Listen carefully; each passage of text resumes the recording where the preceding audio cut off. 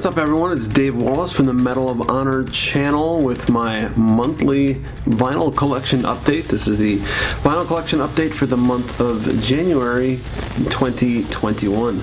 So yeah, got a lot of cool stuff to show you that I've added to my record collection this month, including one that I just got handed to me a few minutes ago. A couple interesting facts about some of these, and trade deals I even made. A lot of cool stuff. Again, you know, that runs the gamut. So I will, as always, I'm going to put these in an order that will go from hard rock to, you know, get progressively heavier, more aggressive as we go along. So let's not dilly-dally. Let's just get right to the list here, and we're going to start off with classic. Always got to add more Kiss to the collection, right? Willow's favorite, of course. Kiss, Rock and Roll Over. This was the 1976 Casablanca. Originally, this is a reissue from, I believe it's 2014. So, yeah, so of course the classic songs on here are like, you know, Calling Dr. Love is probably the biggest one. One of my favorite Peter Criss songs on here is Hard Luck Woman. So I know it's, you know, not one of their heavier songs, but I always like that song. I think it's kind of has that kind of a Rod Stewart kind of vibe to me, which is weird because I'm not a Rod Stewart fan, but something about it on here just really sounded cool. So anyway, up next is an album that I really love and was really glad to get this. Aerosmith. This is the Permanent Vacation album. Originally came out in 1987 on Geffen Records. Now, this is a 2016 reissue. I love this album. This one, this particular one, just comes black vinyl. I think there's some red ones, of course. They're also available. But what I really loved about this one, I mean, this was just a killer album after, you know, what it seemed like was pretty much they were done. You know, they kind of were mega stars and they started going down, and this kind of, along with the of course cover by Run DMC of Walk This Way, these things together just kind of catapult them into superstardom. It has a lot of great hits, and actually my favorite songs on this album are not the hits. My favorite songs are Heart Sun Time, Magic Touch, Cimaraya is a great song, Hangman Jury is a really cool song. There's a ton of good stuff on here. Sobriety did wonders for Aerosmith, so very cool to add that one into my collection. Okay, don't laugh at me for this one, but I had to add Striper, To Hell with the Devil. Yeah, this was my first concerts. Saw them on this tour, actually, at LaPorte Civic Center, actually in Northwest Indiana. This is one of those albums I show my daughter, and she's like, oh, who are the girls on there, you know? And yeah, it's kind of a goofy look, but it was, I don't know, for some reason we thought it was kind of cool then. Some people did, not everyone. But if you really listen to this album, I mean, the guitar playing on this album is just phenomenal.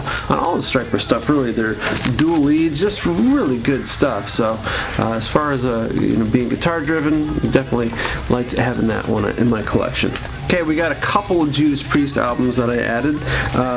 First off, we got Defenders of the Faith. This was an eBay grab. I got it for pretty cheap. So, and this is an original copy. This was a 1984. This one, some decent songs on here. Of course, you all know Some Heads Are Gonna Roll. It's also got Love Bites, and it's got, you know, The Sentinel and Jawbreaker, Free Will Burning. There's, you know, of course, as always, some good stuff on there. Definitely a cool album. I'm glad to have. My Judas Priest collection is definitely gaining ground there. And then I also got Ram It Down. This was a reissue that I just picked up. I believe I got this one from my dealer, and they're always finding the reissues of Priest stuff there. So black vinyl, kick-ass album. Ram It Down, the title track, of course, is probably my favorite on here, but there's a few good songs on here. I'm not really sold on the whole Johnny Be Good cover song, but I mean, alright, it's still Priest. Alright, if you're going to go Priest, then you also need to go Maiden. Iron Maiden. This one, of course, Seventh Son of a Seventh Son. you know, this was a good album when it came out. Can I Play with Madness? That was definitely a pretty big hit. Also has The Evil That Men Do, which is a great song on here. Even the title track, Seventh Son of the Seventh Son. So yeah, that's another great one to add into. This again was another reissue, a 2014 reissue. Okay, time for something different. This is a picture disc I'm about to show you. I passed it by a couple times at the dealer's place and you know, flipping through stuff, and something about the name was like, I don't know, there's something familiar, but I couldn't really put my finger on it. And then it took me a minute to realize this last time I was in there. This is Altitudes and Attitude. And the name, you know, I thought it was going to be like, you know, some kind of sailing thing or something like that, but this is actually Dave Ellison of Megadeth and Frankie Bello of Anthrax, the two bass players, put this band together, and it's really quite cool. Frank actually does the vocals on this, and he does a really great job. If I was going to compare this to something, it might sound a little strange, but if you listen to it, it really sounds an awful lot like a heavier, meatier version of Foo Fighters. I know that sounds weird, but just some of the songwriting style does a little bit remind me of some of the stuff that Dave Grohl does. And, you know, I mean, if you know Dave Grohl, you know that he actually does have a lot of metal roots in him. And so, you know, these guys, this is a little more hard rock, and you know, it's got its metal edges too, but it's actually a really good album. So it's kind of cool that it's a picture disc. And then one of the other really cool things about it, and I didn't know this when I was picking it up, but actually has their autographs come with it too. So this was a record store. You see actually the record store Black Friday sticker still on it. Really cool to add to the collection. All right. Up next is Metallica.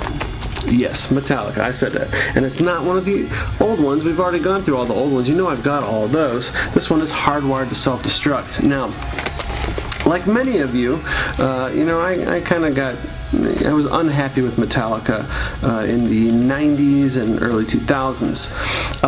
The Black Album, when it came out, I mean, I thought it was actually really good when it first came out. It's just that we got beat down with that album. It got so overplayed. Every song on that album, you know, people like to say it's not metal.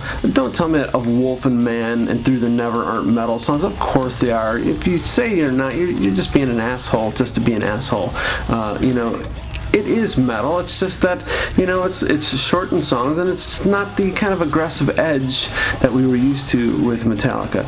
Now, after that, things definitely changed when they did Load and Reload, because those were even more blues heavy, blues, hard rock even maybe. Just weird, like almost like ZZ Top vibes to them. And again, probably not necessarily bad, but just bummed a lot of us out that, you know, what happened to Metallica. And then it just kind of kept going after that. I mean, we don't want to talk about Saint Anger and the worst snare drum in history, right? And then Death Magnetic, you know, I felt like that album was just trying too hard. So, I mean, really been losing touch with Metallica for a while. And then this one came out, and it was a bit of a sleeper for me, because when it first came out, the first song, Hardwired to Self-Destruct, I was like, oh, this is actually a pretty cool song. And I listened to the album a little bit digitally on Spotify. And after a couple months, I started listening to it again more, and I actually really dig this album. There's a lot of cool stuff on this album. This could have come after Injustice. I would have been happy with that, but nice deep red swirl to this, and deep red, black, and clear, but a swirl to it.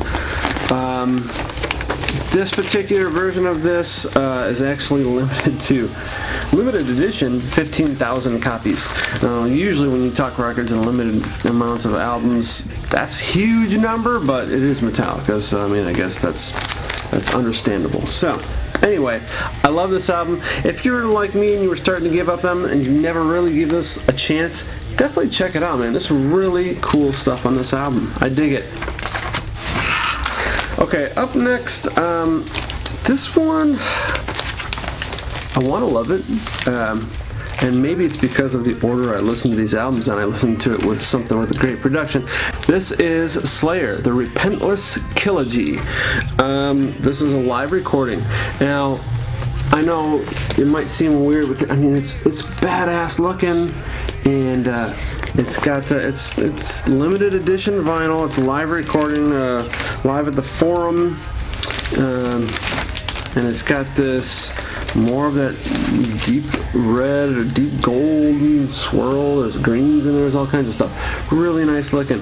The problem I have with this album is I listened to this immediately after the Metallica one, actually, and there is no low end on this album.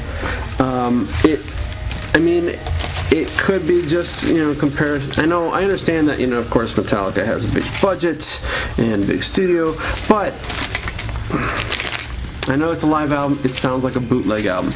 That could be the particular print. Maybe I think I got this one from Merch Bar. Maybe it's their fault. Maybe they're recording the vinyl. If I woke up first thing in the morning and put this one on, I'd probably be like, yeah, this is a great album. But you put it right after something with a great production, and it's just so thin sounding. And it's live. It should be powerful, right?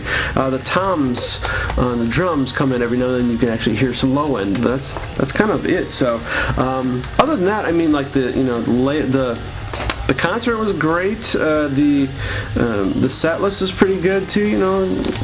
It could be a great album. I'm wondering if you have one of the different versions of this and you have a really good production of it, I'd like to know about it. So say something in the comments for me. Okay, up next is a band I've seen live and a couple times and really enjoy this band, and I think that if anybody's going to do an orchestration album, it definitely should be this band. This is Demogorgon, the Norwegian Radio Orchestra and Choir, and Demogorgon together did a live recording called Forces of the Northern Night, and this actually has plenty of low end on for a live album, so really cool artwork to it. Let me show you of course, here we go. There's their live stage setup.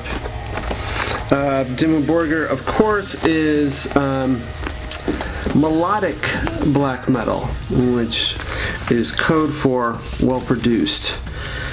So yeah, of course, there's a lot of the die-hard black metal fans that don't like them, like kind of try to call them selling out. Listen, you don't have a crowd of people chanting "Hail Satan" at your concert if you're a sellout kind of band. That's just not how it works,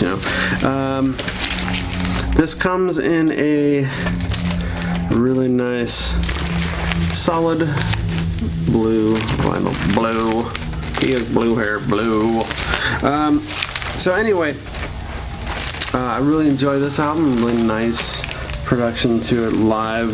Again, this is a band who already puts a lot of orchestration into their music, so it's quite fitting for them to have done this. Up next is Amon Amarth. This is the Berserker album. This is, I believe, their latest one, actually. And it's, of course, a really good album. This one... this one is a clear with red splatter design to it on the vinyl. 750 copy limit, I believe. Great band. Songs like Shield Wall and Crack the Sky and Mjolnir's Hammer.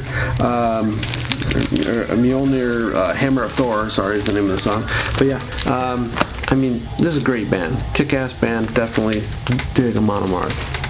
Some more classic death, Spiritual Healing. This is not the newer re-releases. This is, I believe, a 2014 re-release. Got some of the original sketch art for the album cover there. So this is just black vinyl, but it's death. It's Chuck Schuldiner or Schuldiner if that's what you prefer.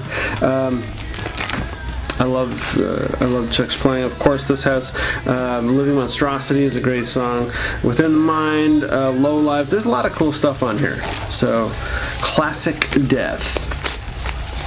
Okay, if you watched my Metalhead box opening video, then you probably already saw this one, the Carillion Isthmus by Amorphous. Amorphous band has gone through many changes over the years. This was their first album, it's just been reissued, but very death metal. They later became more progressive and then even added bits of folk, and they went from death metal vocals to clean vocals. You know, a lot of stuff with this band, a lot of evolution, a lot of talent too. So I talked about this one already a little bit, but yeah, definitely a good album to put in the collection. Now, in that same Metalhead box, I had actually received an album by a band called Freeways, which I had said on there, you know, it's good. It was just hard rock stuff, you know. Wasn't really what I was looking for. So a friend, Rodney Green, actually reached out to me. He saw it and said, "Hey man, you want to make a trade? I got something cool for you." I said, "Yeah." So a little bit of a vinyl trade, and he sent me this band. This is a band called Ringworm. And the album's called Snake Church. Just a black vinyl on this one, but it is limited because of, let me see, I don't know if you can really tell on there. I guess not. But the gloss on this is actually different. For anything that is a solid black, has a higher gloss to it. It's actually really sharp looking when you look at it up close. I don't think it really is going to show in the light there, but anyway, and they did that front and back. It's actually really beautiful artwork. I actually like it a lot. The music, this band is I guess they're considered metalcore, so it's very screamy. It's cool though. It's not something I would take out all the time, but I'll definitely listen to it more probably than the Freeways one. So yeah, so thank you, Mr. Green, for this. Very cool to add to the collection. And of course, it's one of the cool things about meeting other people that are getting their Metalhead box is being able to trade stuff. It's kind of like the old days, back in the 80s when people would trade cassette tapes and records and stuff like that. So very cool. Alright, the last three that I got are actually all from Hammerheart Records. Put another order to them and got some really cool stuff for great prices. So up first is a band called Crimfall. They are a mixed band of Americans and Europeans. This is on Metal Blade, came out in 2017, I believe, and they have some female vocals, as well as some male death vocals. These guys are, I guess they would be considered power metal, but they're probably along the lines of, say, Nightwish. And I'm not just saying that because it's a female vocalist. Like, their style actually does have a lot of similarities, except that they have the death metal vocals in it. It's a really good album, really great production. And one of the things that was a big surprise to me was I put their album on in the background while I was working on a painting or something like that, not really looking at the cover, not paying that much attention. It was just background noise. And one of the songs I noticed, that sounds like it started with some orchestration and like this kind of trumpet in the distance, and I thought, man, it sounds like they're ripping off the old First Blood movie, John Rambo. I'm an 80s kid, so of course I grew up, a fanatic about Rambo movies and stuff, and I thought that they were just kind of like ripping off that soundtrack a little bit. And then I realized, once the vocals started, they actually were doing a cover of the song It's a Long Road, which actually was when the second Rambo movie came out, Rambo First Blood Part 2, they took the theme music and then they kind of added vocals to it. Frank Stallone, Sylvester's brother, actually sang it. It's at the end of the movie, and these guys did a cover of it. They did actually a really cool version of it, and it starts up very pretty and orchestrated and then turns a little bit heavier, and so yeah, actually interesting, different version of a cover. And then of course you got just the black vinyl. So yeah, this was definitely a really cool album. Also in my Hammerheart Records collection, this is another one that was a very interesting band. It's called The Grotesquerie. The album is The Curse of the Skinless Bride, and this is a concept album with an interesting story, and it has a lot of different voiceovers in between songs. So basically it kind of builds up to an interesting story. I'm not going to spoil it for you, I'll let you check it out, but I mean, it's definitely horror oriented. These guys are definitely death metal. This is death metal from Germany. These guys are on Cyclone Empire Records. This one came out in 2015. The album itself is limited to like 500 copies. And really nice quality production to it, so definitely something cool to check out if you can get your hands on one. Like I said, I'm sure they probably have plenty more over at Hammerheart Records. If you decide to put in an order with them, pick this one up. It's really cool. And then the other album that I got from them was a band called Konkra, if that's how you pronounce it. These guys are Danish. Yes, these guys are from Denmark. Death metal, badass production, really good. Some of the vocal stylings remind me a little bit of old Max Cavalera, but yeah, man, they're definitely badass. Great production on it. A whole lot you can really see in the picture on there. I don't think there's anything special about the vinyl. If I can get it out. There's some black vinyl there, but definitely worth purchase. Really cool band, actually. In fact, they've got quite a few albums on. I want to actually check out more of them. Very cool. Now, like I said, I thought that was going to be it, but I did actually, just before I decided to do this video, my wife came in with the package, and I was like, what the heck? I didn't think I was actually expecting anything. It's because I forgot about this. And it took forever to get here, and I'll be doing a video on it soon. And it is the 20th anniversary of Pantera's Reinventing the Steel. I don't want to get into it too much because one of the reasons I ordered this, I mean, because it's an awesome album, but I did want to use it as my January Honored Metal segment, and I never did get it, and I never made the video actually.